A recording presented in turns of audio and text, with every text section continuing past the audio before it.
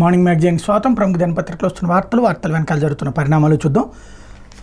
ఈనాడు చూస్తే ముందు సీఎస్ చూసి వెళ్ళారు, తర్వాత రౌడీ మోకలు వచ్చాయి. జవహర్ రెడ్డి ఆయన కుమారుడు మా భూములను పరిశీలించాక రంగంలోకి దిగిన త్రిలోక్ మూట పొలాల చుట్టూ కంచె వేసేందుకు ప్రయత్నించారు. మూర్తి యాదవ్తో కలిసి అన్నవరం తూడెం గ్రామాల రైతుల ఆరోపణ. రాష్ట్ర ప్రభుత్వ ప్రధాన కార్యదర్శి జవహర్ రెడ్డి ఆయన కుమారుడు తాము సాగు చేసుకుంటున్న భూములను మే 20వ తేదీని పరిశీలించాక త్రిలోక్ మూట వాటిని స్వాధీనం చేసుకోవడానికి ప్రయత్నించిందని అన్నవరం తూడెం గ్రామ రైతులు ఆరోపించారు. శుక్రవారం జనసేన కార్పొరేటర్ పీతల మూర్తి యాదవ్తో కలిసి విశాఖలోని తెలుగుదేశం పార్టీ కార్యాలయంలో వాళ్ళు విలేకరులతో మాట్లాడారు. హైకోర్టు స్టేటస్కో ఇచ్చిందని చెప్పినా వినకుండా మే 30న భూములు ఆక్రమించి ఫెన్సింగ్ వేసేందుకు అధికార యంత్రాంగం ప్రయత్నించగా ప్రతిఘటించినట్టు బాధిత రైతులు వివరించారు.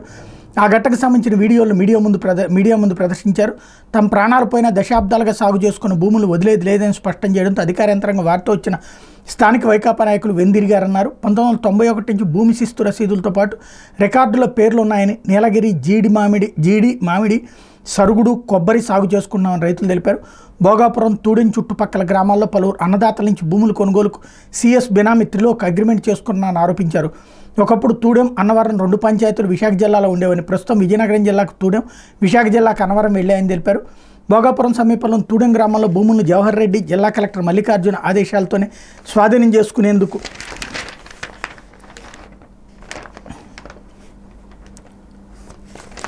ఇందులో రెవెన్యూ సిబ్బంది వెళ్లారని మూర్తి యాదవ్ ఆరోపించారు. 75 లక్షలు పెట్టుకున్న మా పరిస్థితి ఏమిటని ఓ మహిళ ఆ సమయంలో అక్కడ బాధిత రైతులను ప్రశ్నించడం అనుమానాలకు బలం చేకూరుస్తోందన్నారు. 2020లో వీఎంఆర్డీఏ ల్యాండ్ పూలింగ్ ప్రయత్నించే సమయంలో 40 ఎకరాలకు సంబంధించిన సుమారు 25 మంది రైతులు హైకోర్టులో పిటిషన్లు వేశారన్నారు. ఇప్పుడు 596 జీవో ప్రకారం ఆ భూములు రైతులు కావని అధికారులు బెదిరిస్తున్నారని చెప్పారు. జవహర్ రెడ్డికి బంధువు అయిన పోలీసు ఉన్నతాధికారి నాగిరెడ్డి పేరు చెప్పి త్రిలోక్ ఎస్ఐసిఎల్ని బెదిరిస్తున్నారంటే అమాయకులైన దళితుల పట్ల ఇంకెంత వివరించి ఉంటారో అర్థం చేసుకోవచ్చన్నారు.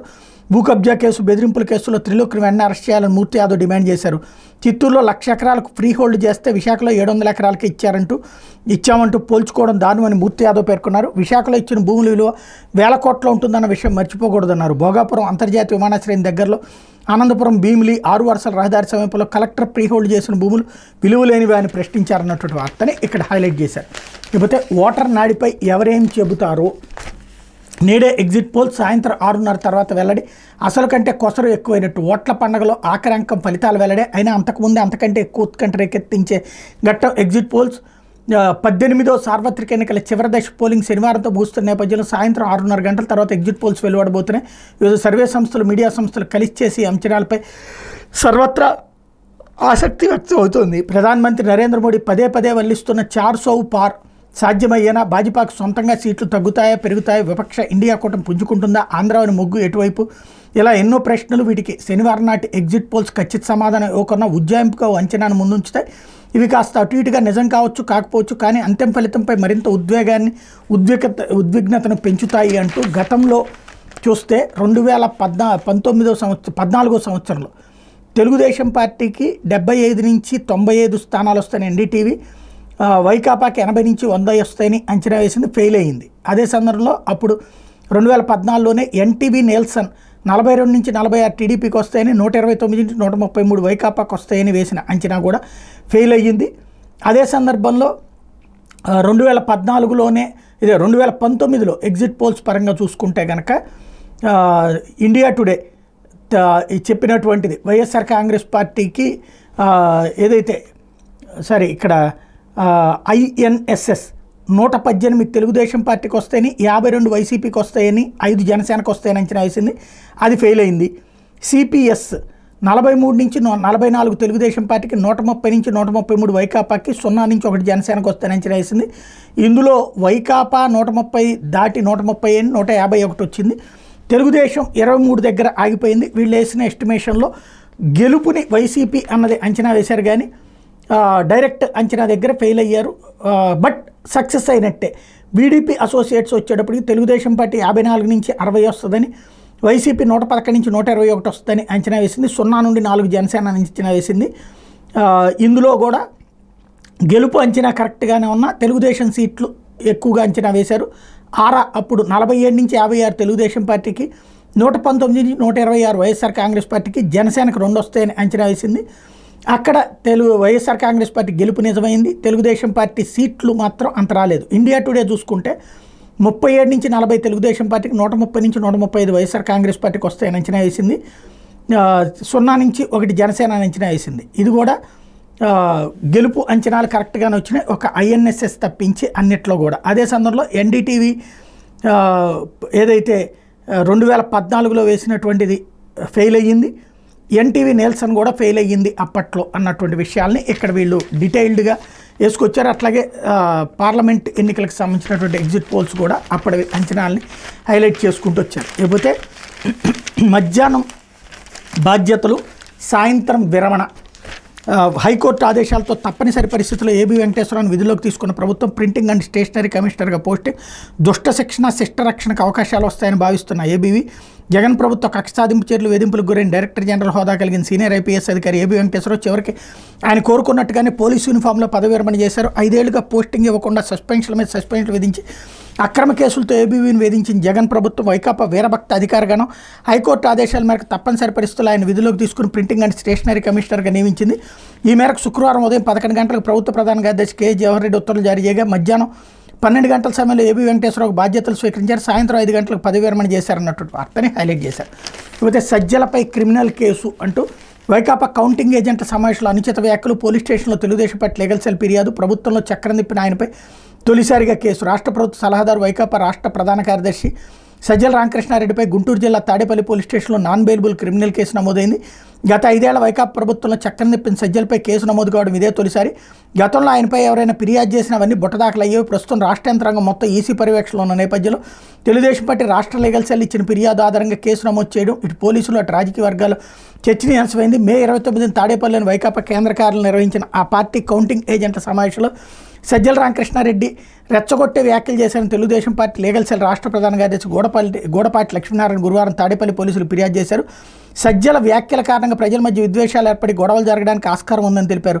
ఓట్ల లెక్కింపు సందర్భంగా నిబంధనలు పాటించేవారు వైకాపా తరపున ఏజెంట్లుగా అవసరం లేదంటూ పరోక్షంగా గొడవలకు దిగాలని అర్థం వచ్చేలా ఆయన వ్యాఖ్యలు చేశారని ఫిర్యాదులో పేర్కొన్నారన్నటువంటి వార్తని హైలైట్ చేశారు. లేకపోతే నాగపూర్లో నిప్పుల వాన అంటూ 56 డిగ్రీల సెల్సియస్ ఉష్ణోగ్రత, దేశవ్యాప్తంగా బగబగలు 40 మందిని బలిగొన్న వడగాళ్ళు, మృతుల్లో 25 మంది పోలింగ్ సిబ్బంది అన్నటువంటి వార్తని హైలైట్ చేశారు. లేకపోతే గుత్తేదారులకు నిధుల ధార, వాటర్ గ్రిడ్ పన్నుల్లో 427 కోట్లకు టెండర్, అస్మదీయ గుత్తేదారు సంస్థలకు 4.91% అదనానికి పనులు, నిబంధనలకు విరుద్ధంగా గుత్తేదారు బిడ్లు, పెద్దల సిఫార్సులతో ఆమోదం, ఆర్టీఐతో ఆలస్యంగా వెలుగులోకి వచ్చిన భాగవతం. వాటర్ గ్రిడ్ టెండర్ల వ్యవహారంలో రాష్ట్ర గ్రామీణ తాగునీటి సరఫరా విభాగం ఇంజనీర్లు అడ్డగోలుగా వ్యవహరించారు.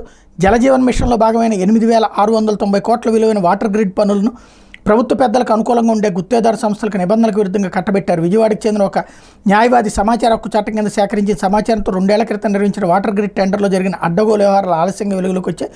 బిడ్డింగ్పై ఇంజనీర్లు తయారు చేసిన మదింపు నివేదికలో విస్తుగొలిపే అనేక విషయాలు బయటపడ్డాయి. కొన్ని గుత్తేదారు సంస్థలకు పనులు చేసే అర్హత లేకపోయినా తప్పుడు సమాచారంతో మాయ చేసిన విషయం వెలుగులోకి వచ్చింది. ఆన్లైన్లో అప్లోడ్ చేయాల్సిన కొన్ని డాక్యుమెంట్లను ఫిజికల్గా సమర్పించారు. ఇట్లాంటి ఉల్లంఘనలకు పాల్పడిన గుత్తేదారు సంస్థలకి ప్రాథమిక దశలోనే అడ్డుకోవాల్సిన అధికారులు ఉదారంగా వ్యవహరించారు.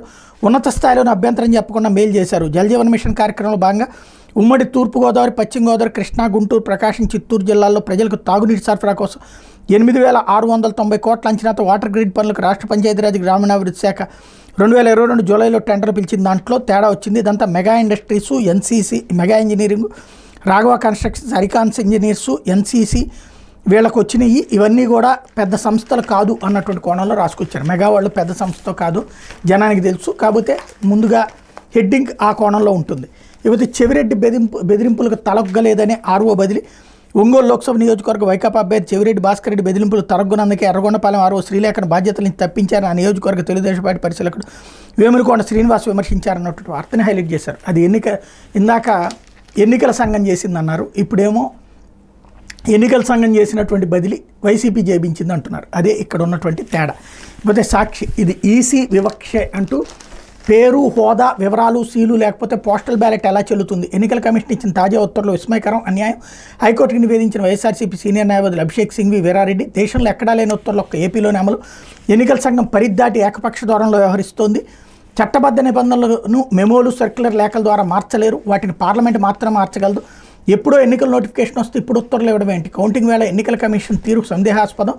ఎన్నికల్లో ప్రతి ఓటు కీలకం, అట్లాంటిది 5.39 లక్షల ఓట్ల విషయంలో బాధ్యత రాయించాం.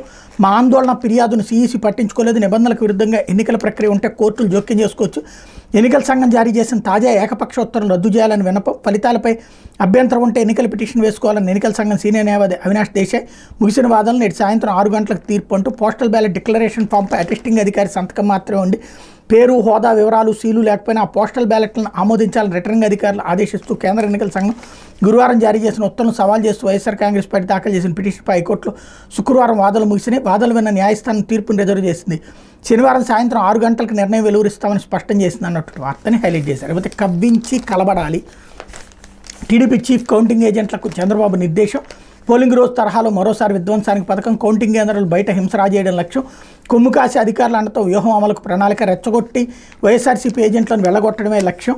ఈసీ నిర్లిప్త వైఖరిపై ప్రజాస్వామ్య విస్మయం. పోలింగ్ రోజు రాష్ట్ర వ్యాప్తంగా సృష్టించిన విధ్వంస కుట్రలకు చంద్రబాబు మరింత పదును పెడుతున్నారు. అత్యంత కీలకమైన ఓట్ల లెక్కింపు ప్రక్రియను హైజాక్ చేసేందుకు పక్కా పన్నాగం పన్నుతున్నారు. ఓట్లు లెక్కించే జూన్ 4వ తేదీన దాడులు, దౌర్జన్యాలు, హింసాకాండకు తెగబడేందుకు టీడీపీ కార్యకర్తలు ఉసుగొల్పుతున్నారు. ప్రధానంగా కౌంటింగ్ కేంద్రాల్లో కవ్వింపులకు దిగి ఘర్షణల్లో ఉద్రిక్తత రేకెత్తించేందుకు పథకం రూపొందించారన్నటువంటి వార్తని హైలైట్ చేశారు. లేకపోతే శ్రీవారి సేవలో కేంద్ర మంత్రి అమిత్ షా పెద్ద శేషవాహనం వద్ద అమిత్ షా దంపతులకు సంబంధించినటువంటి ఫోటోని ఇక్కడ హైలైట్ చేశారు. లేకపోతే వేగంగా నైరుతి అంటూ 2 రోజుల్లో రాష్ట్రాన్ని తాకే అవకాశం. అప్పటి వరకు కొనసాగనున్న ఎండల తీవ్రత. ఏప్రిల్లో 46 డిగ్రీలతో ఉష్ణోగ్రతలు మొదలు మే ఆఖరి వరకు అదే రీతిలో కొనసాగిన ఉష్ణతాపం.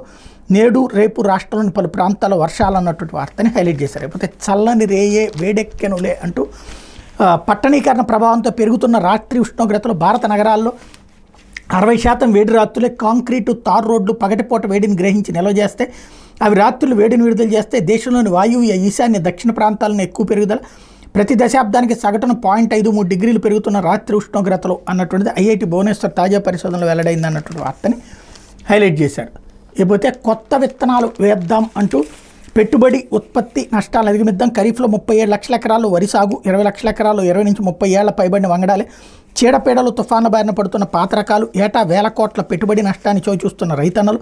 దశలవారీగా కొత్త వంగడాలకు మారేలా కార్యాచరణ. నూతన విత్తనాల ప్రత్యేకతలపై ఆర్బీకేల ద్వారా విస్తృత ప్రచారం అన్నటువంటి వార్తని హైలైట్ చేశారు. పోతే చల్లని రేయే వేడెక్కినలు అన్నది ఇందాకటి వార్తకి డీటెయిల్డ్ హైలైట్ చేసుకొచ్చారు. అలాగే వాణిజ్య ఎగుమతుల్లో ఏపీ జోష్ అంటూ వాణిజ్య ఎగుమతుల్లో ఆంధ్రప్రదేశ్ మరోసారి దూకుడు ప్రదర్శించింది. 2023-24 ఆర్థిక సంవత్సరానికి దేశవ్యాప్తంగా తగ్గిన రాష్ట్రంలో 2.63% వృద్ధి నమోదు కావడం ఇందుకు నిదర్శనం. 2022-23లో 1,59,362 కోట్లుగా ఉన్న రాష్ట్ర వాణిజ్య ఎగుమతుల విలువ 2023-24కి 1,63,562 కోట్లకు చేరినట్టు కేంద్ర వాణిజ్య మంత్రిత్వ శాఖ తాజాగా విడుదల చేసిన గణాంకాల్లో పేర్కొంది అన్నటువంటి వార్తని హైలైట్ చేశారు. లేకపోతే ఆంధ్రజ్యోతి వచ్చేటప్పటికి విజయంతో విరమణ అంటూ హైకోర్టు వ్యాఖ్యలతో ఎట్టకేలకు పోస్టింగ్ ఇచ్చిన రాష్ట్ర ప్రభుత్వం ఉదయం సస్పెన్షన్ ఎత్తివేస్తూ సీఎస్ జవహర్ రెడ్డి ఉత్తర్వులు. ప్రింటింగ్ స్టేషనరీ కమిషనర్గా నియామకం, మధ్యాహ్నం బాధ్యతల స్వీకారం, సాయంత్రం పదవి విరమణ, ఉద్యోగుల ఘన వీడ్కోలు. ఆర్టీసీ ఎండీ ఐఏఎస్ శ్రీధర్ అభినందనలు అన్నటువంటి వార్తని హైలైట్ చేశారు. లేకపోతే అల్లుడి గిల్లుడు అంటూ భోగాపురంలో తవ్వే కొద్ది భూదందాలు. కొత్తగా మరో 225 ఎకరాల వ్యవహారం వెలుగులోకి. అందులో 45 ఎకరాల జరాయితీ, 30 లక్షల చొప్పున రిజిస్ట్రేషన్, 180 ఎకరాల అస్సైన్ భూములకు రైతులతో అగ్రిమెంట్లు. కడప వ్యక్తి గుప్పెట్లో 6 గ్రామాలు. ఆయన పెద్దసారికి మేనల్లుడట, గుట్టు విప్పిన బాధ్యత రైతులు అంటూ చావనైనా చస్తంగానే భూములు ఇవ్వమన్నారన్నటువంటి వార్తని హైలైట్ చేశారు. లేకపోతే గుడ్ బై హైదరాబాద్ అంటూ ఉమ్మడి రాజధానికి సంపూర్ణంగా సెలవు. రాష్ట్ర విభజనకు రేపటితో 10 ఏళ్లు. అమరావతితో ఏపీకి సొంత రాజధాని. జగన్ 3 ముక్కలాటతో మళ్లీ అనిశ్చితి. ఏ రాజధాని లేని రాష్ట్రంగా నవ్యాంధ్ర. ఆస్తుల పంపకంపై దృష్టి పెట్టని వైసీపీ. కేసీఆర్ అవసరాలే ముఖ్యమని భావించిన వైను. హైదరాబాద్లోని భవనాలన్నీ అప్పగింత. 10 ఏళ్ల పాటు హైదరాబాద్ ఉమ్మడి రాజధాని. రాష్ట్ర విభజన చట్టంలో పేర్కొన్న విషయం ఇది. అధికారంతో 10 ఏళ్ల కాలం పూర్తవుతోంది. హైదరాబాద్తో పాటు తెలంగాణతో నవ్యాంధ్రప్రదేశ్కు ఉన్నటువంటి రుణానుబంధం సాంకేతికంగా చట్టపరంగా పూర్తిగా తెగిపోతుంది అన్నటువంటి వార్తని హైలైట్ చేశారు. ఇకపోతే మాకు మీరు మీకు మేము అంటూ టీడీపీతో ఒప్పందానికి అవినాష్ శిబిరం ప్రయత్నం.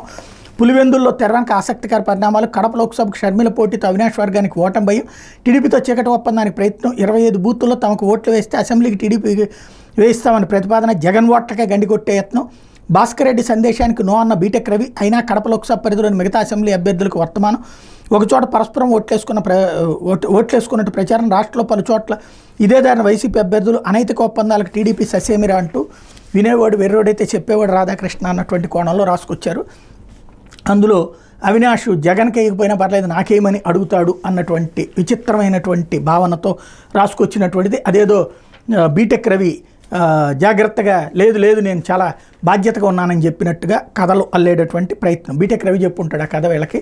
ఆ కథను వీళ్ళు అలాగే అచ్చేసేసి నిజమని నమ్మమని చెప్తున్నారు. లేకపోతే వాలంటీర్లు లబోదిబో ముఖం చాటేస్తున్న వైసీపీ నాయకులు రాజీనామా చేయించి మరి ఎన్నికల ప్రచారం ఇప్పుడు మీ వల్లే నష్టపోయామంటే చిందులు, ఓటుకి నోటు సొమ్ము నొక్కేశారని అబాండాలు, చదరంగంలో పావులయ్యామని వాలంటీర్ల నిర్వేదం, వైసీపీ మాటలు నమ్మి మునిగిపోయామని ఆవేదన, ఫలితాలు తారుమారవుతాయన్న అనుమానాలు, టీడీపీ నేతలతో టచ్లోకి పలువురు వాలంటీర్లు అంటూ వాలంటీర్లు అందరూ ఇప్పుడు టీడీపీ వాళ్ళని అడుగుతున్నారు, తెలుగుదేశం గవర్నమెంట్ వచ్చేస్తుంది అన్నటువంటి ఉద్దేశంతో అన్నటువంటి కోణాన్ని హైలైట్ చేశారు. లేకపోతే రిటైర్ అయిన ధనుంజయ రెడ్డి ముఖ్యమంత్రి పేషీలో 5 ఏళ్లు చక్రం తిప్పిన సీనియర్ ఐఏఎస్, జగన్ ప్రభుత్వంలో చక్రం తిప్పిన సీనియర్ ఐఏఎస్ అధికారి ముఖ్యమంత్రి కార్యదర్శి ధనుంజయ రెడ్డి శుక్రవారం పదవి విరమణ చేస్తారు. 2006 బ్యాచ్కి చెందిన ఆయన రాష్ట్రంలో వివిధ శాఖల విధులు నిర్వహించారు. ప్రస్తుతం ముఖ్యమంత్రి కార్యదర్శి హోదాలో విధులు నిర్వర్తిస్తున్నారు. అధికారంలోకి వచ్చిన వెంటనే సీఎం జగన్ ఆయన తన పేషీలోకి తీసుకున్నారు. ఆయనకు అత్యంత ప్రాధాన్యం ఇచ్చారు. అసలు ఆయనకు ఐఏఎస్ హోదా రావడమే విచిత్రంగా జరిగింది. రాష్ట్ర చరిత్రలో ఎన్నడూ లేని విధంగా వైఎస్ రాజశేఖర రెడ్డి ప్రభుత్వం అండమాన్ నికోబార్ దీవుల నుంచి ఆయన ఏపీకి తీసుకొచ్చింది. ఆ తర్వాత ఆయనకు ఐఏఎస్ హోదా కల్పించింది. తొలి నుంచి అత్యంత ప్రాధాన్య పోస్టింగుల్లో నియమించింది. శుక్రవారం ఆయన 60 ఏళ్లు పూర్తి కావడంతో పదవి విరమణ చేశారు. ఆయన రిటైర్మెంట్పై సీఎస్ జవహర్ రెడ్డి ఉత్తర్వులు జారీ చేశారు. ఆయన విధులకు సంబంధించి ప్రత్యామ్నాయ ఏర్పాటు చేసుకోవాలని సీఎం కార్యాలయ ప్రత్యేక ప్రధాన కార్యదర్శిని ఆదేశించారు. ఆయనతో పాటు అసిస్టెంట్ ఐజీ రవీంద్రబాబు కూడా శుక్రవారం రిటైర్ అయ్యారు. సీఎస్కు శ్రీనివాసరాజు జాయినింగ్ రిపోర్ట్ అంటూ సీనియర్ ఐఏఎస్ అధికారి కెఎస్ శ్రీనివాసరాజు ఏపీలో రిపోర్ట్ చేశారు. శుక్రవారం ఉదయం సీఎస్ జవహర్ రెడ్డికి తన జాయినింగ్ రిపోర్ట్ అందించారు. 2020 మే నెలలో ఇంటర్ క్యాడర్ డిప్యుటేషన్పై తెలంగాణకు వెళ్ళిన ఆయన 4 ఏళ్ల పాటు అక్కడ విధులు నిర్వహించారు. ఏడాది మార్చితో డిప్యుటేషన్ గడువు ముగిసింది. అనంతరం 2 నెలల సెలవు పెట్టి ఇప్పుడు తిరిగి రాష్ట్రానికి వచ్చారు. పోస్టింగ్ ఇచ్చే వరకు ఆయన జీఏడీలోనే ఉంటారన్నటువంటి వార్తని హైలైట్ చేశారు.